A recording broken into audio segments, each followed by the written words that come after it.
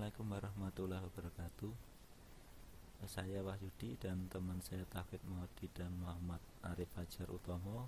Di sini kami akan menjelaskan tentang penggunaan algoritma Newton-Raphson untuk membuat software penentuan dosis obat.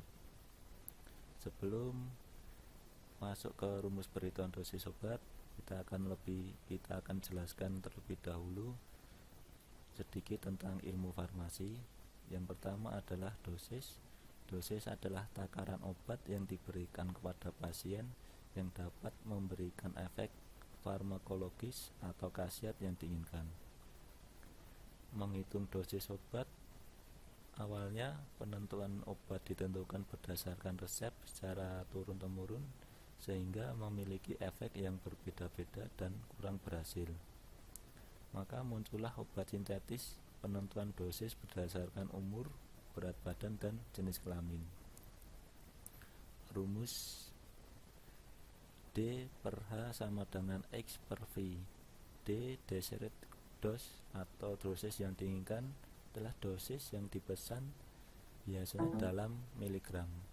H on hand dosis di tangan atau available dose, dosis yang tersedia atau dosis yang tercantum dalam label kemasan biasanya ditulis dalam tablet, kapsul, atau mililiter.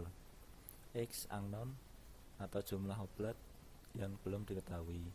V unit atau satuan bisa dalam tablet, per mililiter, atau cc.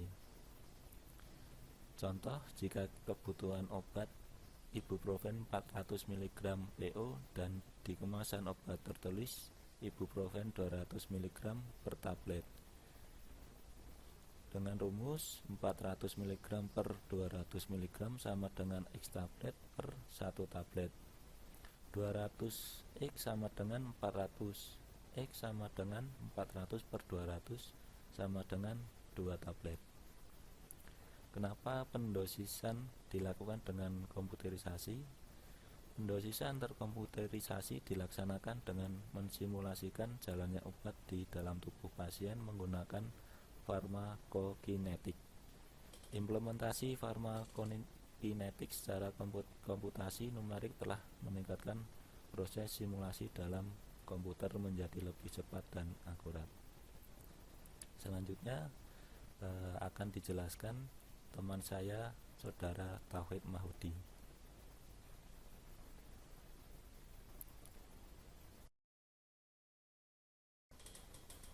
Farmakokinetik sendiri merupakan ilmu yang mempelajari kinetika dari penyerapan obat, pendistribusian, dan eliminasinya di dalam tubuh, misal melalui ekskresi dan metabolisme.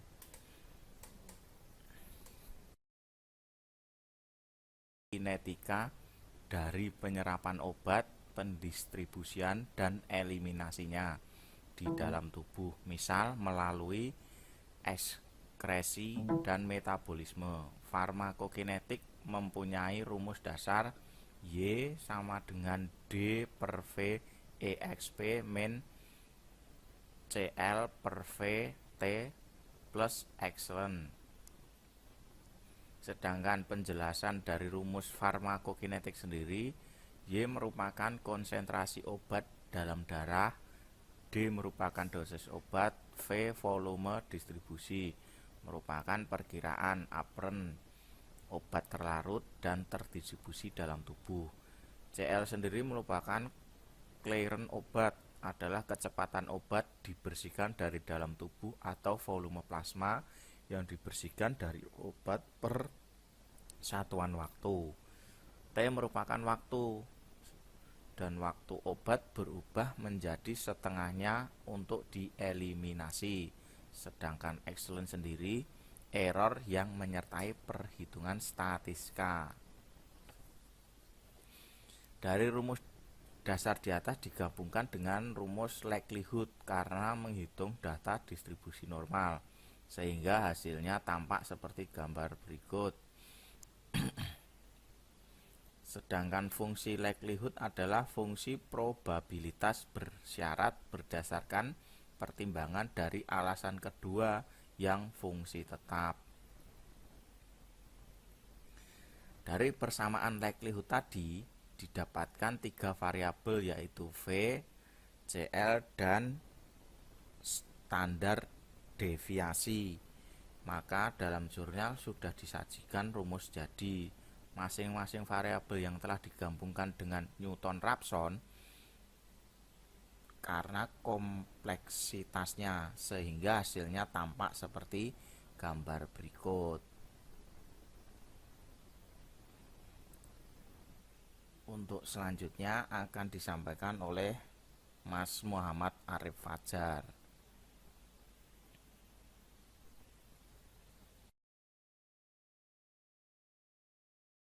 Di sini saya akan menjelaskan tentang uji coba programnya yang dilakukan pada tahun 2007.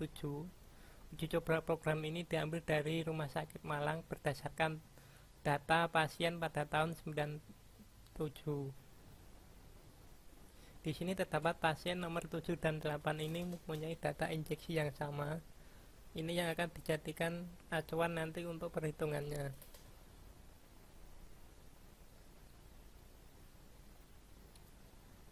Ini adalah hasil dari perhitungan tabelnya menggunakan metode Newton-Raphson. Hasil ini didapat setelah melalui 2 kali iterasi. Dan ini adalah tabel yang nomor 3. Tabel nomor 3 ini adalah tabel yang hasil perhitungan menggunakan metode Gauss. Hasil ini didapat setelah melalui 175 iterasi.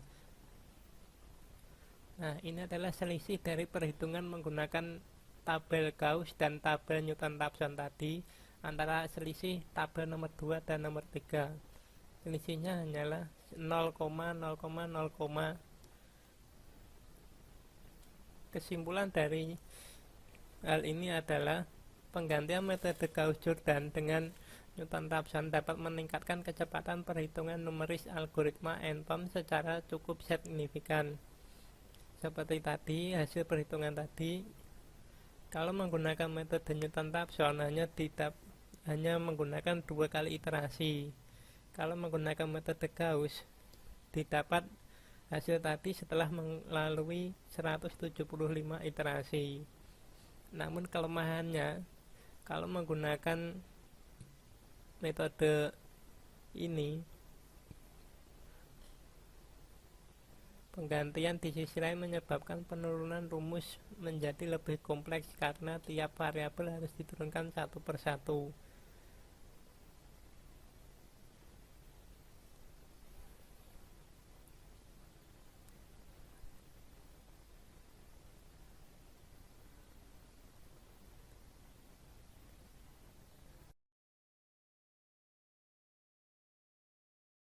Metode Gauss-Jordan dengan Newton-Raphson dapat meningkatkan kecepatan perhitungan numeris algoritma NPOM secara cukup signifikan. Seperti yang telah dibuktikan tadi, perbandingannya antara 175 iterasi dengan hanya 2 iterasi saja.